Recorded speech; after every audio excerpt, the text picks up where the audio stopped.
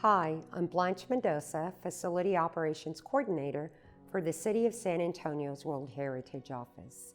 Our office has the privilege of managing the Spanish Governor's Palace. Every year in November, we work with the Conservation Society of San Antonio to provide free tours for area 4th grade students. The Conservation Society's Heritage Educational Tours allow over 2,000 students annually to tour the Spanish Governor's Palace and other historic sites. We're proud to be a part of this program. Conservation Society members volunteer to be tour guides. Today, we are fortunate to have Vincent Michael provide our tour. Enjoy. Hi, I'm Vince Michael. I'm Executive Director of the Conservation Society of San Antonio. Today we're going to visit the Spanish Governor's Palace, one of San Antonio's great historic landmarks. This National Historic Landmark represents the last visual remnant of the Presidio San Antonio de Bejar.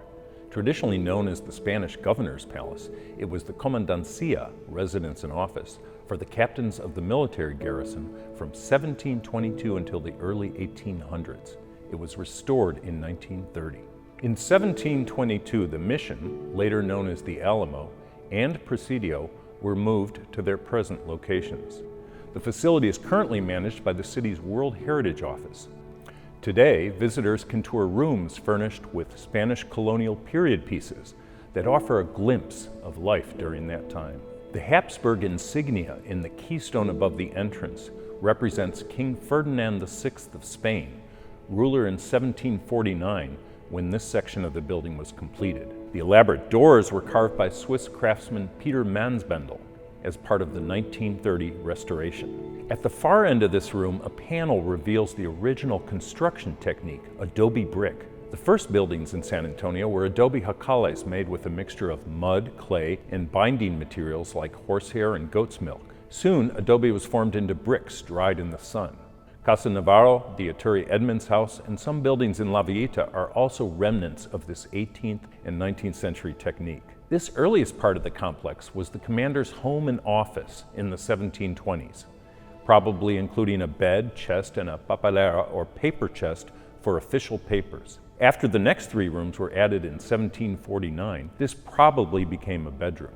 Toribio de Urrutia became captain in 1740 following his father Jose. He added the three rooms that complete the front of the building along the Plaza de Armas. This room was likely a living room for the family and a salon for entertaining. The two fireplaces were added during the 1930 restoration by Harvey Smith. Look up and you will see telephone poles he utilized as ceiling beams, while below your feet flagstones from old city sidewalks form the floor. The original floors were probably compacted earth. The furniture is indicative of 18th century Spanish colonial life, with a fine papelera, several chairs, and a wooden table. Built by Toribio de Urrutia in 1749, this would have been his office and store, since he supplemented his military wages by selling various household and personal items to garrison soldiers, as well as the general public. The brazier here was the portable heater of its day, capable of moving its warming embers from room to room. Now displaying a series of religious and other artifacts from the colonial period, this was originally a storeroom added in the second half of the 18th century by Luis Antonio Menchaca. This room was added in 1930 by architect Harvey Smith, who wanted to show the luxury of having a separate bedroom for a child. The furniture is not original, but is appropriate to the period, and the bed frame especially is a fine piece of craftsmanship. The entire complex became a series of shops in the years after the Civil War. This back area to San Pedro Creek would have been divided in three and very utilitarian. The back area also would have been the location of an outdoor kitchen throughout the Spanish and Mexican period. Indoor kitchens, even in the finest homes, are rare before 1860.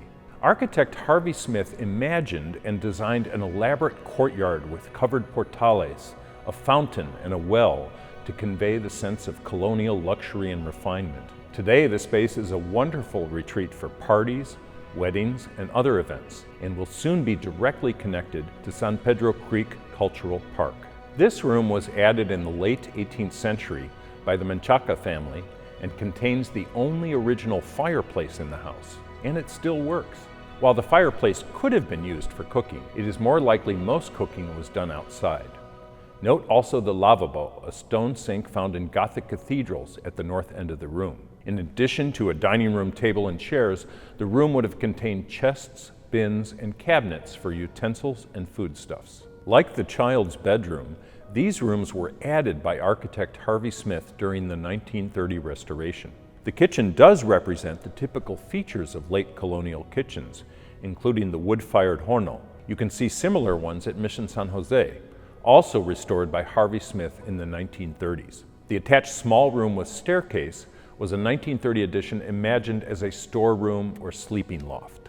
This room was added by one of the commercial tenants in the late 1800s. Today it contains artifact displays, history panels, and a wonderful painting of Marqués de San Miguel de Aguayo, the second Spanish governor who visited San Antonio in 1720. I hope you enjoyed your tour of the Spanish Governor's Palace. We hope to welcome you in person soon.